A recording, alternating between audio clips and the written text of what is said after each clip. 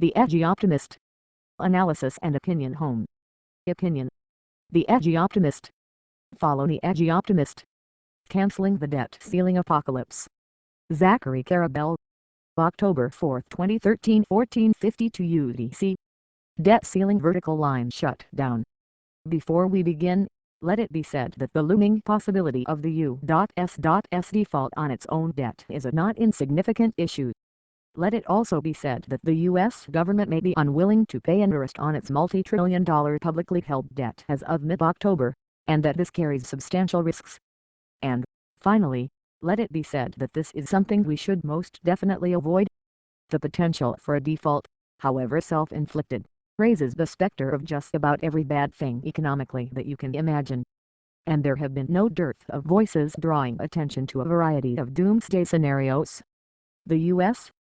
Treasury Department, which is not normally known for its hyperbole, just issued a report warning of a global economic depression should the U.S. default.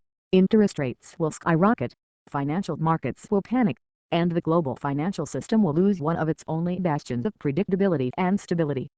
5 years ago, Lehman Brothers was allowed to fail because of a complacent and erroneous view that its effect would be limited to little more than a market disruption. Today, the prospect of a U.S. default is met with the opposite of complacency. The only voices expressing skepticism that a default would be catastrophic are the very Tea Party ultras whose burn, baby, burn mantra appears to welcome the possibility of an implosion. How else to purify and rebuild a corrupt system?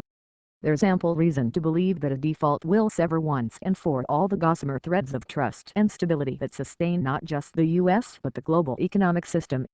But it is worth considering that it may not have quite the feared effects, especially because it is such an unprecedented possibility that no one can predict what its outcome might be.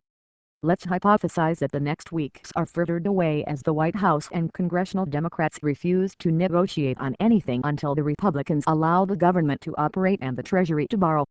Let's say the drop-dead date of October 17 is reached and the Treasury finds itself unable, logistically, to prioritize the tens of millions of payments it has due. Let's imagine that it misses an interest payment on the debt, which is the definition of a default. What then? Continue reading. Alabama looks west. Zachary Karabell. September 27, 2013, 19:08 UTC. Alabama vertical line IPO vertical line markets.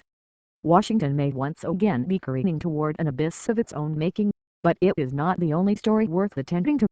It makes good theater, but for now we don't know how or if it will fundamentally shape our lives. So what will? Half the world away, a Chinese company is considering a public offering. That would seem of even less import, but this is no ordinary company.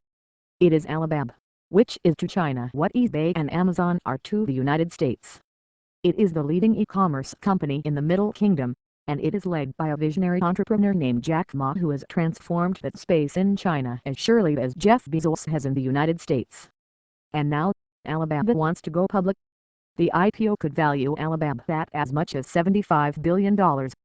That would be noteworthy in and of itself, for sheer size and scope.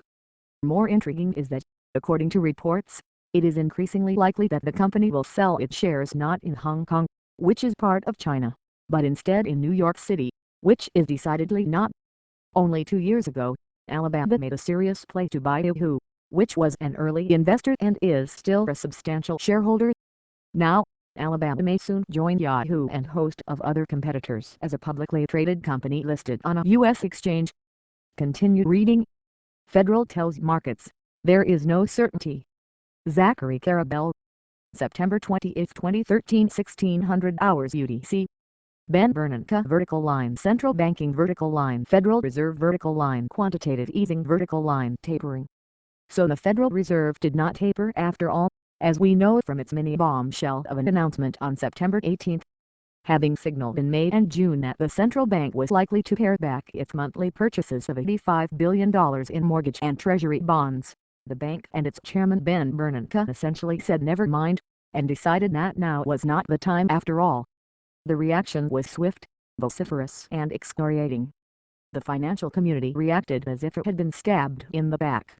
One longtime trader and respected commentator announced that he was absolutely disgusted by the decision or lack thereof. The best line came from a strategist at a leading